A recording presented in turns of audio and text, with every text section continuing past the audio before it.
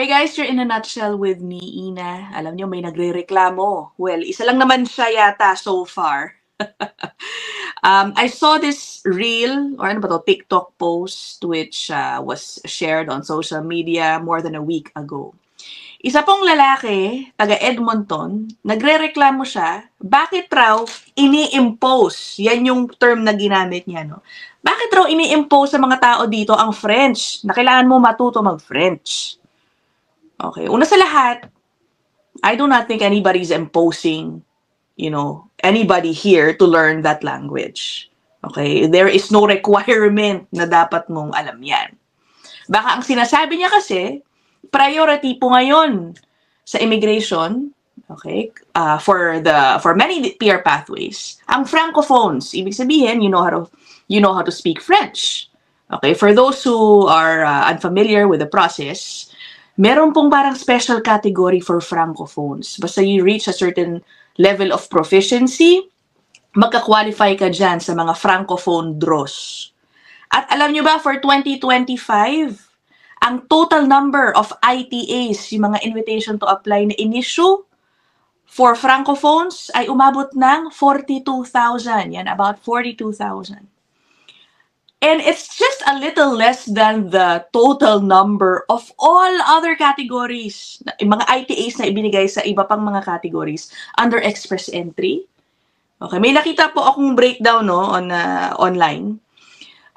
So francophone draws 42,000 ITAs. Alam niyo ba, sa CEC, okay, Canadian Experience Class, plus all other categories except doon sa mga provincial nomination programs.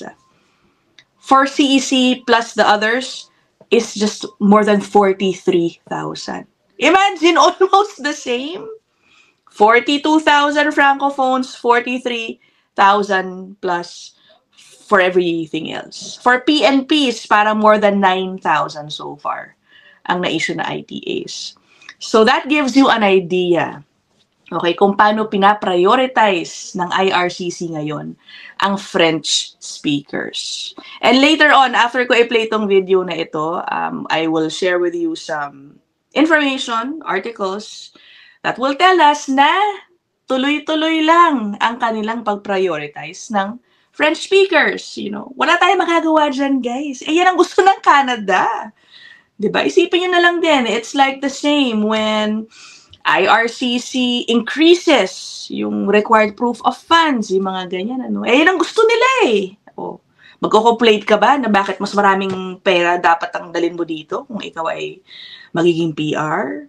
Diba? They want more French speakers here. It is one of their 2 official languages. It is their way to preserve their culture. So I don't see anything wrong with that. But then, if ang tanong ninyo is it effective in meeting the needs of the labor market, which is one of the main reasons why immigrants are invited to be PRs, that's for a whole different episode. Until we see data, okay, evidence that will say that French speakers are not as good workers compared sa mga English speakers lang. Diba? Kung wala tayong makikitang data na gano'n, then who are we to judge or say not so nice things about the decision or policy of Canada to prioritize francophones, diba? Yan ang gusto nila eh. Wala tayong magagawa dyan. Okay? I mean, what we can do is, alam niyong priority ang French. Kung talagang desperado kayo, gusto niyo talaga makamit ang inyong Canadian dream, then you might want to consider learning French. Ganun lang yun. If not, wala. Ganun lang talaga, no? You have to settle or try to compete with the many other people doon sa non-French speaking pathways. Ganun lang kasimple. Ngayon, ito pong i-share ko sa inyo na reel. Ayun kaya binatikos ng gusto itong lalaking ito. I will share it with you and I would like to know what you think about this. Ang sabi niya basically, bakit ba ini-impose itong French? Kakaunti lang naman daw mga taong nagsasalita ng French dito. Parang anong pakinabang? Mga ganon. Ano ba yan? Gusto nga, alam mo actually, I think that is one of the main reasons why they wanna increase more Francophones here, di ba? Para tumaas siguro yung bilang na yan. Again, that is one of their 2 official languages. Ano ba yan? Okay, ito na, pe-play ko ha. 1 minute lang naman, 1 minute and 2 seconds, so I will just play it ng buo. This is posted by Yegwave on X. Ayan. Ang sabi, man in Edmonton speaks out against French being imposed on us. Okay. I just don't get it, like, why French is being imposed on us when, like, only 20% of the people in Canada just speak French. Then why it is being imposed here? We came here, we learned English, right, so that we can live here, survive here, we can help in the development of this country. But now they say, like, learn French. Why is it so? Is it that important to learn French? What will make the difference? We will just start speaking some other language? Will it, like, help in progressing this country or something? It's just a shitty idea, I feel like. And I don't know, like, what's wrong with the government here. Why they're not giving people a chance so that they can, like, study, they can help in the development of this country.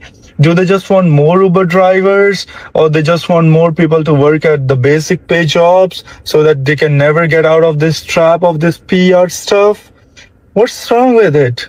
Can someone tell me, please? Any Canadians? Kung ano-ano pa I just pala don't get yung it, like, sinabi why? niya, no? Ay, teka. Kung ano-ano pa pala sinabi niya, no? Ano ba yan? Sa totoo lang, comments like this, tapos upload sa social media, it won't sit well. It obviously will not sit well with, locals here. Diba? Ako nga nabaguhan lang din ako dito, kung tutuusin, diba? Parang, huwag mo naman sabihin yan, diba? Respetuhin mo kung ano yung gusto ng Canada. Diba? Kukwestiyonin ba daw bakit ito yung mga uri ng immigrants na gusto? Like, ikaw ang nag-a-apply to be part of that country, diba? Respetuhin mo kung ano yung gusto nilang tanggapin, kunin ng uri ng mga tao. If they want to have more people who are French speakers and distribute them in, areas outside Quebec, 'di ba? Para talaga magkalat ang mga French speakers, so be it. Tsaka again, nobody's imposing French. It's just, a plus if you know how to speak French. Diba? If you don't know how to speak French, meron namang pathways eh. Yun nga lang, mas competitive din talaga. Mas marami kayo doon. Ganon lang yun. Diba? Ayan, anong say nyo? Basahin natin ng mabilis ang ilang mga comments. Why the F do so many people arrive to new countries and then complain about the countries they move to? Where does this entitlement come from? Exactly. Isa rin sa mga naiisip ko yan, diba? Sabi nung isa, there is no imposition of French. Pero nakakatawa, sabi niya, however, when I call a call center, I press 2 for French so I can get someone that actually knows how to speak English. Gets niyo ba? Yan, yung isa nananawagan na i-deport daw. Okay. Sabi, if you don't like first world problems, you can always go back to third world problems. Ayan ang mahirap eh. Na mga minsan, masasama ang loob, may naiisip, post agad sa social media. Guys, think before you post. Diba? Think before you post. Again, wala tayong magagawa dyan, guys. Kung gusto nila ng French speakers. And I will tell you, the priority on Francophones is not going anywhere, at least for the next few years. Okay? It's clear sa budget na ipinresenta. Okay? Kasabay nun, nilatag yung plano for immigration in the next 3 years, diba? 2026 to 2028. Let me show you. Ito yung breakdown na mga tatanggapin. Okay? Alam nyo, French speakers lang, yung Francophone draws, ang merong continuous increase. Okay, natatanggapin nila 2026, 2027, 2028. Ito yan, no? Overall French-speaking admissions outside Quebec.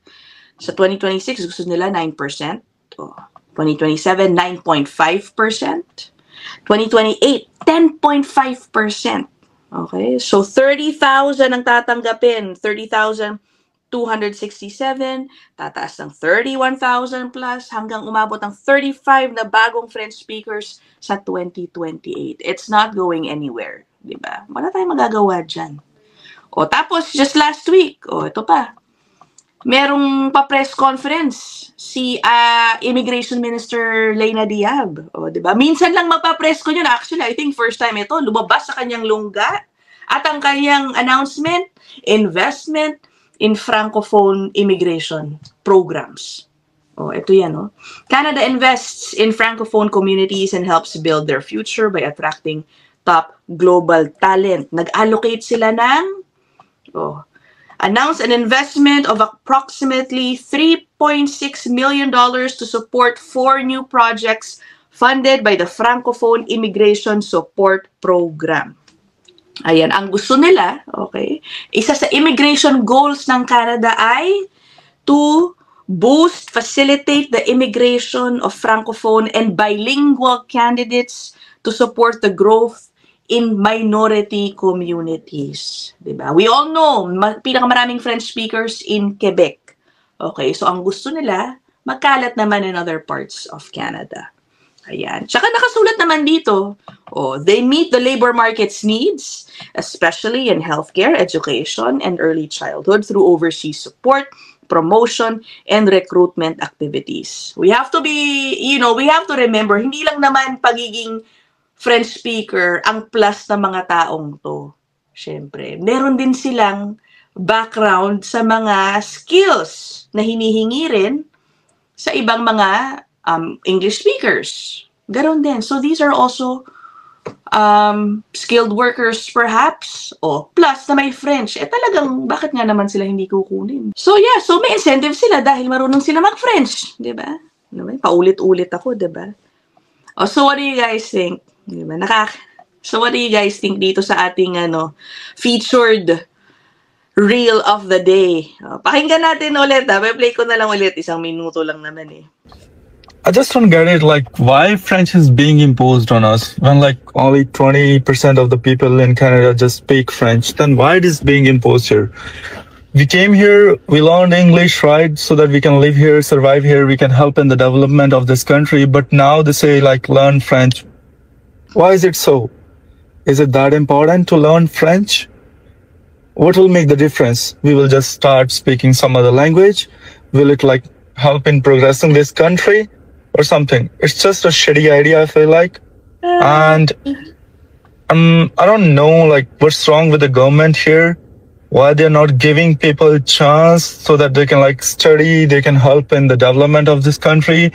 Do they just want more Uber drivers, or they just want more people to work at the basic pay jobs so that they can never get out of this trap of this PR stuff?